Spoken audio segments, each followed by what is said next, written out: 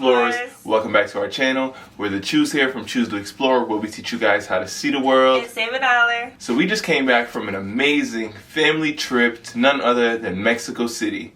And we spent 6 days and we had an amazing time. And today we're going to be giving you all the things that we wish we knew before we went to Mexico City. So stay tuned, you don't want to miss this one. So the first thing you're going to need to know is what are the entry requirements. So as a U.S. citizen, you just need a valid passport with at least one blank page in your passport book. Also, you don't need a visa unless you're staying for more than 180 days as a U.S. citizen. So how are we going to get to Mexico City? In order to get into Mexico City, we flew. And Mexico City is an amazing tourist destination for Americans because of its proximity. There are so many major carriers that fly into Mexico City, but when we visited, we flew with Viva AeroBus.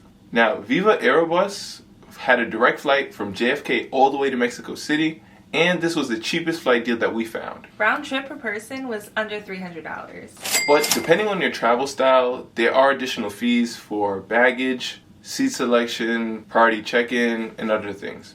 It's really a no-frills airline, but it definitely gets you there. But there are so many different options for airlines that fly into Mexico City. So do your research and choose the best one that suits you. We also have a free resource that gives you the top 9 ways to find cheap flights, which we have linked in the description below. Our next topic is about the climate in Mexico City. So coming from New York, I'm thinking Mexico is always going to be so hot and warm and beach. And let me tell you, Mexico City is not what I think when I think about Mexico. And this is because Mexico City is not really coastal. It's actually in the mountains. That's not to say it doesn't get hot, but it's typically going to be cooler than other destinations in Mexico. So there are really 2 seasons in Mexico City. So from May to October, it's the dry season, and from November to April, it's the wet season. Also, being that Mexico City is in the mountains and you are at those higher elevations, you could have some symptoms of altitude sickness, which could be that you're more fatigued or a little bit dizzy. We didn't feel that way, but it is possible. We actually traveled with our grandparents, and with the combination of the stairs as well as walking a lot, they definitely felt those symptoms of altitude sickness. So it affects everyone differently. Now this is nothing like when we were in Peru, because in Peru, it hits everybody. But it is something to know before you go. Definitely stay hydrated. So the average temperature in Mexico City is around 65 degrees Fahrenheit, but during our time, when the sun is out, it got up to 80, 85 degrees, so we were really hot. But in that same day, with some overcast, it got really, really chilly, especially in the morning time. We really got accustomed to carrying a light jacket that we wore around our waist because it definitely was cold and hot, very spontaneous in terms of the temperature. Definitely dress in layers. And our full video on Mexico City includes all prices for everything that we did. So the next thing we're going to talk about is the language. So in Mexico City, they speak Spanish, so definitely come prepared with a few Spanish phrases up your sleeve. The most important being baño, because you need to know where the restroom is. So it would be very helpful if you do have the Translate app on your phone, because that can definitely help you get around. Now, while Spanish is the official language of Mexico, that's not to say that they don't speak other languages there as well. What we found was there generally are a good amount of people who do speak English in the city. So you won't really have any issues. Now this ties in perfectly to our next point, and something that really surprised me about Mexico City is just how big and how diverse the city is. So being from New York, we're not really surprised by big crowds, lots of people, and massive buildings, but I was surprised that Mexico City is actually a bigger city than New York City. And their traffic is just as bad, if not worse. So there are a lot of expats who live here, and that's a big reason why English is widely used also in Mexico City.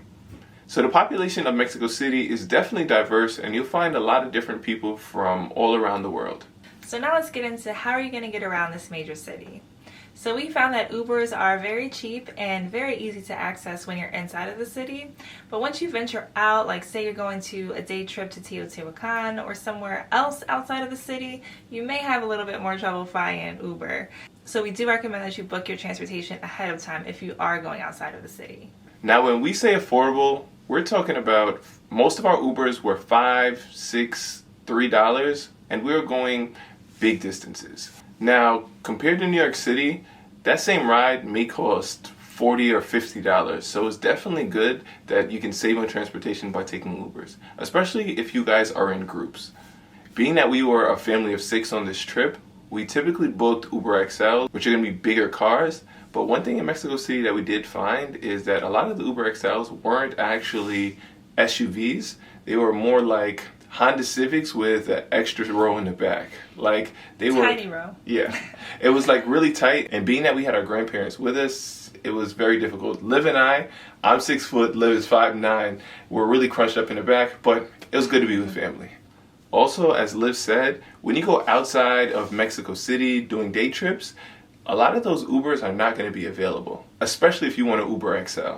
Many times you just have to get 2 Ubers, and that may be very unlikely depending on where you are in Mexico City.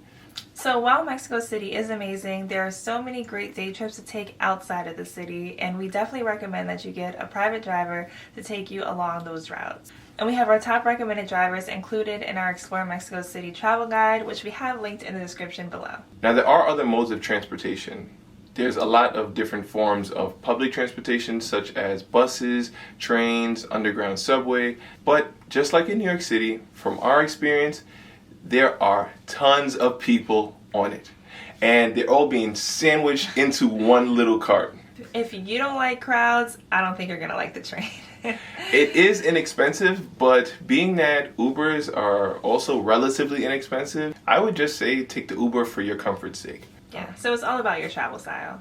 We actually did take the bus and the train. Being that it was 6 of us in a group, it actually worked out cheaper to Uber than for 6 of us to pay individually for public transportation.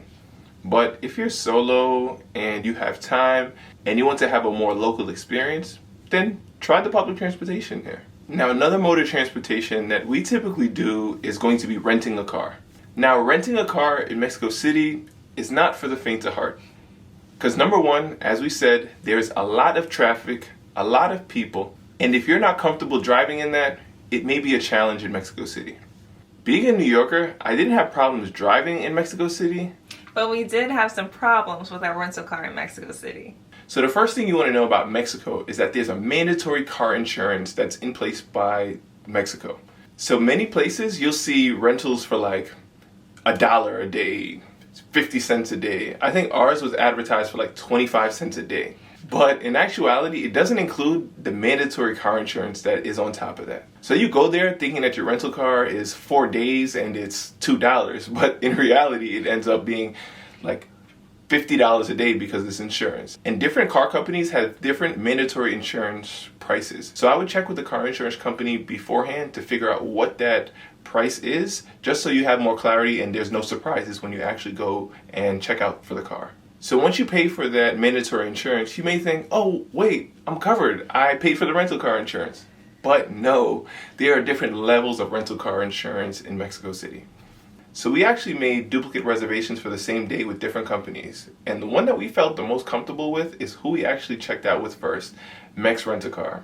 And upon checkout, they were really nice. Everything was great. The customer service was great. Everybody was nice to us. So we thought that everything was go perfect through our time in Mexico City. Normally, I decline the rental car insurance from the car insurance companies because my credit card actually has primary rental car insurance that covers almost anything. Because we were going on a 4-hour day trip to Las Grutas, which is an amazing place in Mexico that I highly recommend, we actually have a full video on this experience that you can find in the description below. But going on this day trip was a lot more affordable renting a car and me driving instead of hiring a driver or going on an organized tour for the 6 of us. The people at Mex Rent-A-Car were so kind, friendly, spoke great English. I felt comfortable renting the insurance through them. So we parked on the street overnight, and when we came back in the morning, there was a lot of glass on the floor. It turns out somebody broke into our rental car. Thankfully, we did not have anything inside of the car, and I figured I paid for the full coverage rental car insurance, so I should be covered, right? Wrong.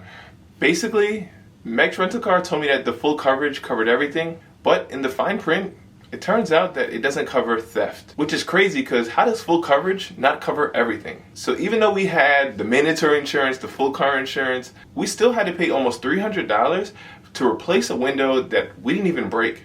Not only that, the window was broken all over the seats, and we asked them to come pick us up to return the car or to get the car because it's unsafe. but they wanted us to sit on the glass in the car and drive. Yeah. With the broken window and then, the glass everywhere. And then I paid for the car rental, and when I got there, they took the car and didn't even give us a new car. So I paid for the whole day, and we only had it for a couple hours in that second day. But honestly, there's no time to be mad on vacation. We dropped the car off, got on an Uber, and went about our day. We still had an amazing vacation with family. Yes, but overall, very disappointed with Mex Rent-A-Car, and we don't recommend them to a single person. So the next point is about money in Mexico. So their official currency is the Mexican peso. There were a good amount of places that did accept the US dollar, but in our experience we found that using the Mexican peso will give you a better rate and get cheaper prices. There also are a good amount of places that you can exchange your currency. I highly recommend you do not do it at the airport, but our favorite way to get the best rate and also pay no foreign transaction fees and no ATM fees is our Charles Schwab debit card. Now this card is a debit card that we use all around the world to take money out of the ATM. It reimburses you for ATM fees, has no foreign transaction fees, and you get the local exchange rate. Also, we did find a lot of places did accept credit cards. Just be sure that you have a credit card that does not have a foreign transaction fee, so you're not paying that 3% every time you buy something. Now, if you do use an American credit card, please be sure to decline the conversion when they ask. It'll be a lot cheaper if you purchase things in the Mexican peso instead of in the US dollar rate. So we ended up going to a lot of different street vendors and markets, and they did prefer cash. Now, our next point is about tipping culture in Mexico City. So overall, tipping is expected just as it is in the US. So our next point is one of people's favorite topics in Mexico City, and that's the gastronomy, or eating amazing food in Mexico City. Now, we spent 6 days and we did not have one bad meal in Mexico City. Mexico City has some of the best restaurants, the best cuisine, diversity in food, and all the flavors. So we'll just touch on a couple things that we recommend you trying in Mexico City. So of course, one of the first things that comes to my mind at least are the tacos. So you want to try the tacos, the quesadillas, the burritos, all of that. So good. Even the vegan versions. Top notch. During our stay, we ate at many different taquerias because it's affordable and really simple and amazing cuisine. Also, my grandma wanted to try some tamales, so we found a really great authentic place for tamales in Mexico City, and they were so good. Yeah, they were actually beating the corn together and putting it in the husk, and it was amazing to see the presentation of how they did it in Mexico. And I actually found one of my new favorite dishes, and that is the pozole. I mean, that was so good. Yeah, it's like a traditional stew and tons of flavor here. And when we say tons of flavor, I'm talking about if you eat meat or if you're vegetarian like me. Also, one of my favorite things that I had here was mole. And mole actually originates from Oaxaca, which is a different region and is supposed to be one of the foodie capitals of Mexico. It's more like a chocolate sauce and amazing. I love mole. And our favorite dessert to try in Mexico City are the churros. And there's so many great options for those. It was so good, so good. But there are so many great places to eat in Mexico City, so how are you going to decide which ones you're going to go to? Well, we have over 25 of our top recommended places included in our Explore Mexico City travel guide, which is linked in the description below. So check that out. Our next topic is about street food in Mexico City. Now, don't get me wrong, I love a nice sit-down restaurant. But to really get a sense of the food and the culture, you have to take it to the streets. Now, here is where Mexico City really shines because of their street food culture. During our stay, we ate at different street food vendors and had amazing experiences. But it's also not uncommon to hear of someone getting food poisoning while they're in Mexico City. So definitely do your research, check out the reviews for different street food vendors, and decide whether or not it's a place that you would like to try. So you never expect the unexpected. So for that reason, we always come prepared with Safety Wing travel medical insurance, and that would help cover for any instance such as getting food poisoning in Mexico City. And the thing that I love about Safety Wing is just how affordable it is. The two of us, being under 35 years of age, can get a policy for under $2 a day per person. And this covers so many factors during your travel, including lost bags, delayed flights, stolen items, and if you need to go to the hospital. So it just makes sense. And that's why we always choose Safety Wing. So if you want to check out how much a policy will cost for your trip, you can check out the link in the description below. And next up, we're going to get into where to stay in Mexico City. Mexico City is such a big and diverse place, and there's a lot of really cool neighborhoods where you can stay. One thing that we did note and loved about Mexico City is just how affordable the accommodations are in comparison to New York City. We got a 3-bedroom apartment for the 6 of us for under $75 a night. But we have a ton of different recommendations for where to stay throughout Mexico City at different price ranges included in our Explore Mexico City travel guide. Linked in the description below. So our next point is about the local markets in Mexico City. So during our time, we stayed in multiple markets, and each one offers a unique perspective into Mexican culture, food, souvenirs, and shopping. There are many that are placed all around the city, so going to these markets are amazing to support local artists, get a perspective on what life is like, buy a lucha libre mask, try fruits, insects if you dare, I don't dare. and so much more. So being that Mexico City is so highly populated, you're gonna want to book some things in advance. So one of the most popular things to do in Mexico City is to go to the Frida Kahlo Museum. During our stay, we visited and we booked our tickets about a month in advance. One thing to note, if you are a student or a senior, bring your ID or your verification because tickets are significantly cheaper for seniors and students. But it was very important that we did book this in advance because by the time we got there were no tickets available for a couple of weeks. So if this is something that's important for you, it's absolutely imperative to book in advance. Also, Mexico City is worldwide and known for its amazing food, and a lot of these restaurants you also need to book in advance, otherwise you have no chance of eating there. So always check to see if you need a reservation for the restaurant you have in mind. One of the places that we did visit and actually had to wait a good amount for was Finca Don Pirifio. I think that's how you call it. Now this was a rooftop bar / cafe, and the reason why people go there is not for the croissants. It's for the amazing view of the Palace of the Fine Arts. And we had to wait a little under an hour to be sat, and to get the best view we had to wait even more to sit right at the glass where you can actually see and overlook the amazing views. And also, something that's really exciting that you can do in Mexico City is go to the Lucha Libre fight. So there's actually 2 different arenas that you can go to, and we ended up going to the smaller arena, and that was just as fun. So it was incredible energy, and we highly recommend that if you're into that type of a thing. Yes, growing up, I watched a lot of WWE, and even though we were in the smaller arena, there were like 3 floors, and it was high entertainment, high flying, and just lots of fun. It's so fun to see how everybody was engaged. There were so many people with the Lucha Libre mask, and there were street vendors there. It was amazing. Honestly, there was so much security there. It's an experience. I'd highly recommend going to Lucha Libre event. Yeah, so if you're into that, definitely book it in advance. And you can find our full video linked in the description that shows everything that we did during our time in Mexico City. So now we're talking about how affordable is Mexico City. So we did mention that transportation is affordable. We also mentioned that there are a lot of affordable options with Airbnbs and accommodations. But one thing that did surprise me in Mexico City is it's a lot more expensive than other areas that we visited in Mexico. A lot of the little vendors are more affordable, but a lot of the sit-down restaurants are pricey.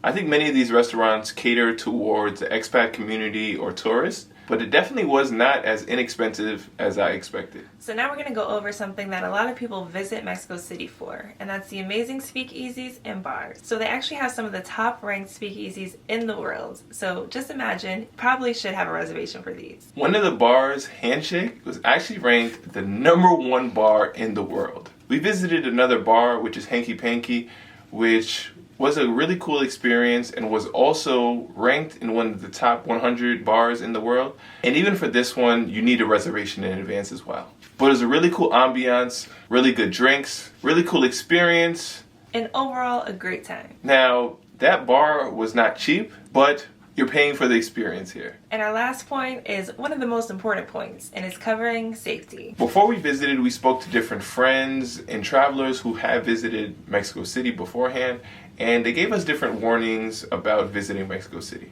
From our experience, we walked a good amount, took Ubers, took some public transportation, had video equipment out, flew a drone, walked during the day, and even felt safe at night. We had our grandparents with us and also our little brother, and we didn't feel threatened at all. But that's not to say that if you ever feel unsafe in a situation, always trust your instinct and use your common sense.